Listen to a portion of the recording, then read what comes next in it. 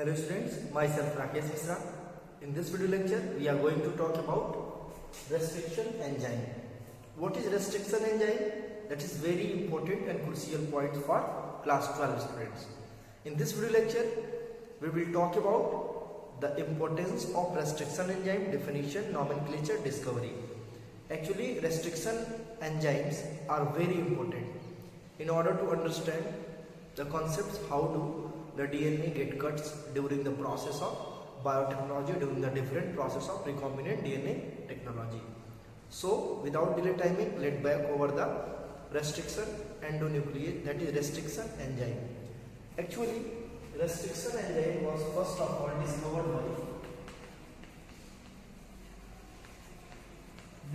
by Warner Arbor and Stewart Ling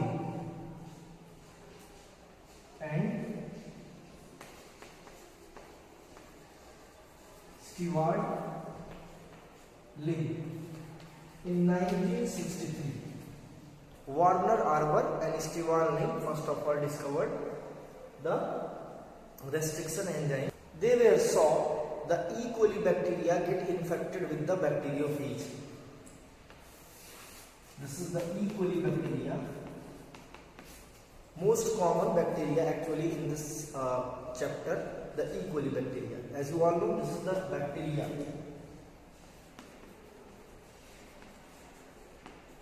This is the bacteria. The bacteria sometimes get affected by special kinds of virus. That virus is known as bacteriophage. This is the phage virus or bacteriophage virus. This is the phage virus or bacteriophage. So, what are the major problems of bacteria? Actually, this bacteriophage virus infect the E. coli bacteria and damage its body parts, and with the help of the genetic material of bacteria, the bacteriophage actually multiply itself within the body of bacteria. So how do the bacteriophage infect the bacteria and multiply within the body of bacteria? Listen carefully. Actually, during the time of infection, the bacteriophages release their genetic material, and this genetic material multiply within the bacteria, within the E. coli bacteria, and using the genetic material and the components of cellular cytoplasm, the genetic material of bacteriophages actually form the multiple copies of bacteriophage. So it forms the multiple copies of bacteriophage. The multiple copies of bacteriophage actually form inside the body of bacteria. How? Listen. First of all, the bacteriophages release their genetic material into the body of bacteria, and later with the help of genetic material of bacteria, the genetic material of bacteriophages multiply and increase the genetic material by means of replication, and later using the cellular components, the bacteriophages form its body parts. There are so many body parts actually formed within the body of bacteria. This is the common bacterial infection. ये होता है generally most common bacteria में, लेकिन ई. Coli bacteria में Warner arbor और स्टीवार्ट लिंग ने देखा ऐसा कुछ भी नहीं है. ई. कोली बैक्टीरिया में क्या देखा ये भी जानना है, आपको समझना है. लिसन. एक्चुअली ई. कोली बैक्टीरिया में जैसे ही जेनेटिक मटेरियल ई. कोली बैक्टीरिया में बैक्टीरियोफाज अपना रिलीज करता है, तुरंत ही बैक्टीरिया के बॉडी से स्पेशल काइंड्स ऑफ एंजाइम निकलता है जो बैक्टीरिया को, जो बैक्टीरियोफेज के डिफरेंट डीएनए को, उसके जेनेटिक मटेरियल को डिफरेंट पार्ट्स में कट कर देता है. ठीक है. तो होता क्या है कि as the genetic material pass by the bacteriophage, this is the bacteriophage, this is the genetic material, then the bacterial DNA, that is bacterial body, secretes very special kinds of enzyme and cuts the bacteriophage DNA or virus DNA into several pieces so that the bacteriophage's DNA get cut by means of several places or by means of several phases. This is the common mechanism happen inside the E. coli bacteria. So we can say that the bacteriophage unable to multiply inside the body of bacteria. Why? Because due to some enzymes. तो होता क्या है, bacteria की body से एक ऐसा enzyme निकलता है जो बैक्टीरियोफेज के डीएनए यानी वायरस के डीएनए को छोटे छोटे पीस में कट कर देता है, ठीक है। इससे इसका ग्रोथ रेस्ट्रिक्ट हो जाता है। We can say that due to this process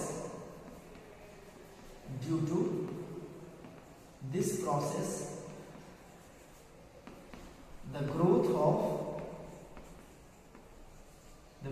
of bacteriophage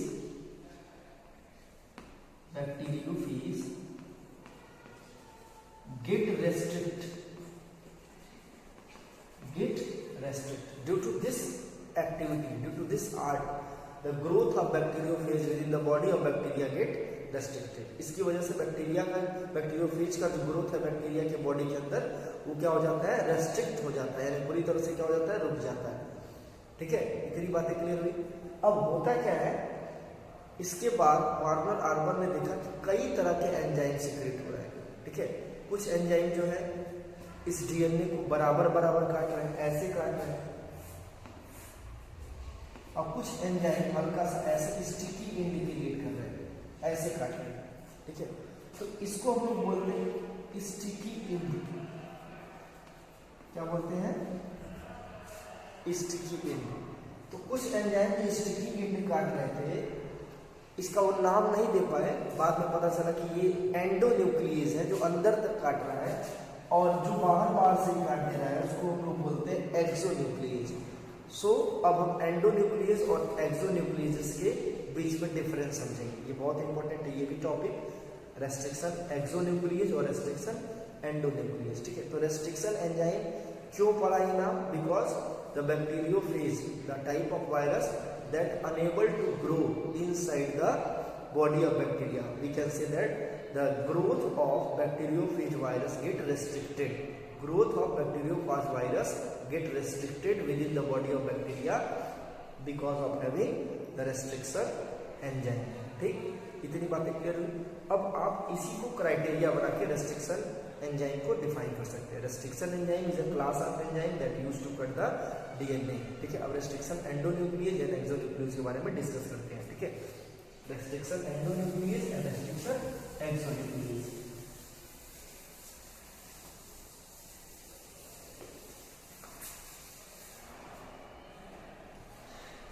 इसको समझना है। Later it was found that restriction enzyme either exonuclease or endonuclease. The restriction enzyme is also known as molecular scissor. Molecular scissor. Restriction enzyme has two names, molecular scissor as well as the nucleases, So restriction enzyme or nucleases are two type, the exonuclease and endonuclease, ठीक है।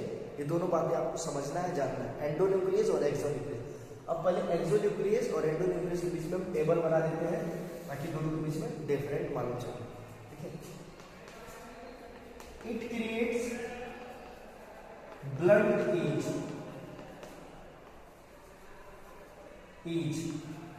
on DNA and it creates sticky end. अब blunt and और sticky and में क्या different है ये भी जानना है। जैसे सपोज दैट ये डीएनए है,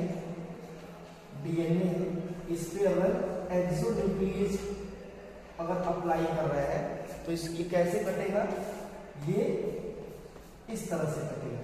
तो इसमें हम बोल सकते हैं ये क्या है, ब्लंट एज,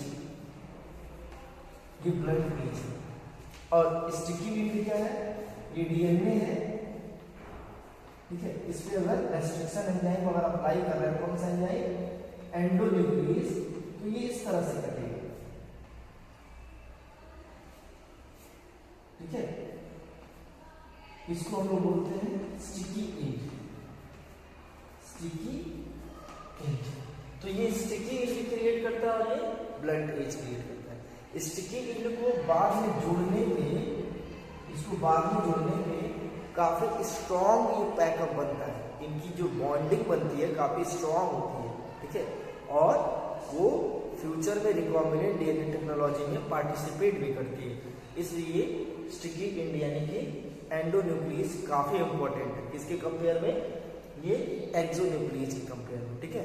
स्टिकी इंड ज्यादा इंपॉर्टेंट है। अब तुमको ये समझो कि तुम्हारे घर में अगर प्लम्बर जो है, प्लम्बर नहीं राजमिस्त्री अगर काम कर रहा है, तो अगर दीवार फ्यूचर में कहीं बनाना है तो आपके घर में देखे होंगे दीवार की खांचे ऐसे छोड़ लेता है, इस तरह से आपके घर में बहुत सारे खांचे दीवार पे छोड़े होते हैं। इस तरह से दीवार पे खांचे नहीं छोड़ता है, इस पे अगर फ्यूचर में दीवार उठाएंगे तो ये दीवार बाहर की जो दीवार जुटेगी इससे वो प्रॉपरली जुट नहीं पाएगी, उसको तोड़ना पड़ेगा जोड़ने के लिए। और इस तरह से अगर खांचा छोटा हुआ है तो इसमें बीच बीच में ईंट जो है भर के नई दीवार जो बनेगी काफी मजबूत होगी। तो ये स्टिकी इंड है और ये ब्लंट इंड है, ठीक है। ब्लंट इंड काफी इंपॉर्टेंट होता है किसके लिए, ये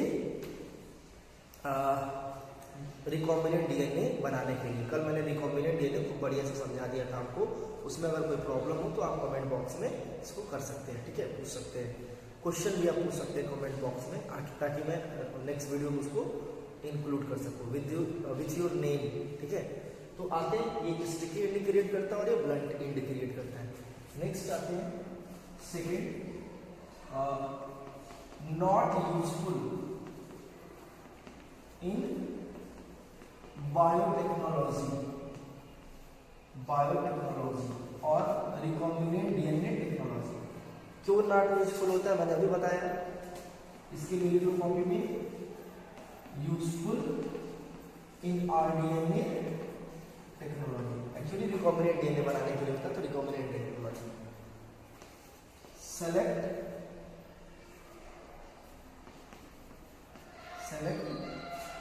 द फॉस्फोडाइस्टर बॉन्ड, डीएनए पे फॉस्फोडाइस्टर बॉन्ड होता है, इसको कौन पिक करता है, कौन सेलेक्ट करता है, एक्सोन्यूक्लियस। एक्सोन्यूक्लियस क्या कट करता है, क्या ब्रेक करता है, फॉस्फोडाइस्टर। सेलेक्ट सुगर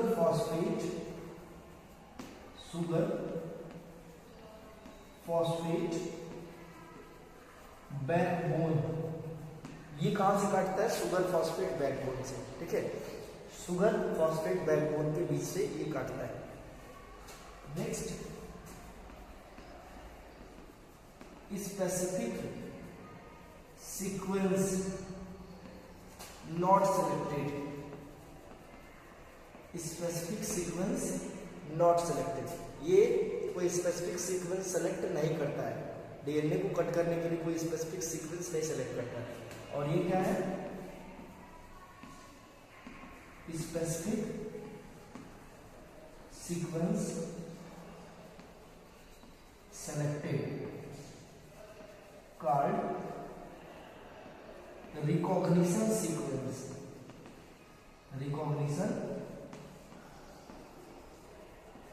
सीक्वेंस, ठीक है।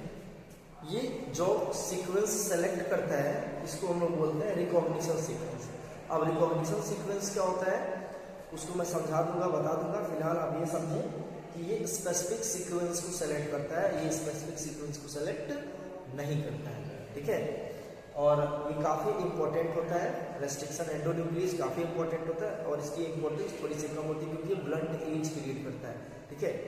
अब स्पेसिफिक सीक्वेंस या रिकॉग्निशन सीक्वेंस क्या होता है इसको मैं समझा दे रहा हूँ ताकि ये चीजें क्लियर हो जाए, ठीक है। आते हैं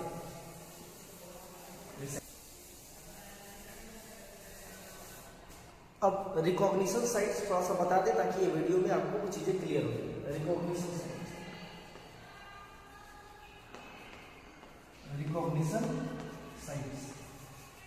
Actually, this is specific for endonuclease. Specific for endonuclease. ठीक है, not exonuclease. What is recognition sequence? Listen. Suppose that this is the DNA. deoxyribonucleic acid. ठीक है. आपको पता है कि जो रेस्ट्रिक्शन एंडोन्यूक्लियस हो चाहे एक्सोन्यूक्लियस, डीएनए को ही कट करता है. ये क्या है? सपोज दैट ये एंडोन्यूक्लियस. ठीक है, तो ये पार्टिकुलर ऐसा नहीं कि जहां से मिल जाएगा वहां से काट देगा ना, जहां से मिल जाएगा वहां से नहीं काटेगा DNA.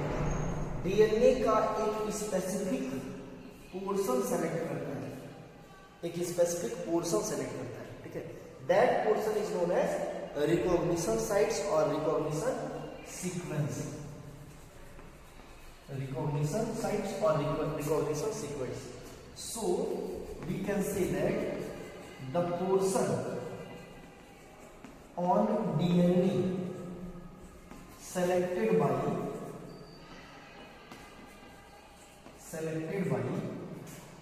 restriction endonuclease enzyme called recognition sites,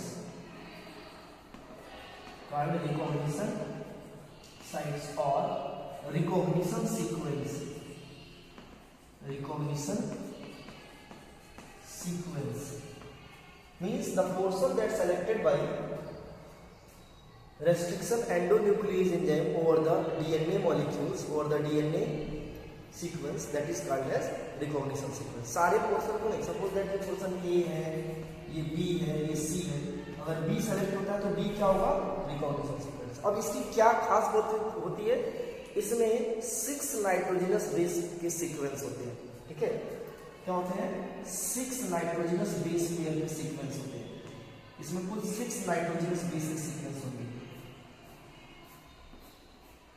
1 2 3 4 5 6 total जो है, टोटल 6 बेस पेयर्स. और ये जितने भी टाइप के एंडोन्यूक्लियस होते हैं उतने ही टाइप के ये अलग अलग बेस के सीक्वेंस होते हैं. ठीक है, जैसे एक रेस्ट्रिक्शन एंडोन्यूक्लियस है EcoR फर्स्ट.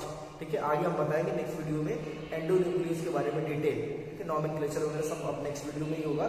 लेकिन ये रिकॉग्निशन सीक्वेंस की खास बात होती है, इसमें 6 नाइट्रोजनस बेस के सीक्वेंस होते हैं, 6 से ज्यादा नहीं होते हैं. और वो स्पेसिफिक होता है. जैसे रेस्ट्रिक्शन एंडोन्यूक्लियस अगर कोई X है, इसके लिए 6 नाइट्रोजनस बेस के सीक्वेंस है A A T T G A.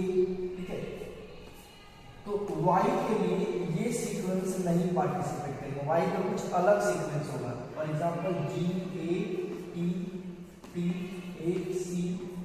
इस तरह से सबके 6 नाइट्रोजनस बेस पेयर के सीक्वेंस सबके अलग अलग होते हैं. ठीक है, X अगर नाइट्रोजनस, अगर X जो है रेस्ट्रिक्शन एंडोन्यूक्लियस है तो इसके नाइट्रोजनस बेस के सीक्वेंस यानी कि रिकॉग्निशन सीक्वेंस अलग होंगे. Y के लिए रिकॉग्निशन सीक्वेंस अलग होंगे. तो ये रिकॉग्निशन सीक्वेंस की खास बात हो गई, जो एंडोन्यूक्लियस की सबसे बड़ी बात होती है. नेक्स्ट वीडियो में हम समझेंगे एंडोन्यूक्लियस के बारे में फुल डिटेल. आई होप आपको इसमें पूरी प्रॉब्लम्स सॉल्व हो गई होगी. इससे रिलेटेड जो क्वेश्चन पूछे जाएंगे आप उसको समराइज करिए और फिर नेक्स्ट वीडियो में उसको हम बताएंगे. ठीक है, थैंक यू.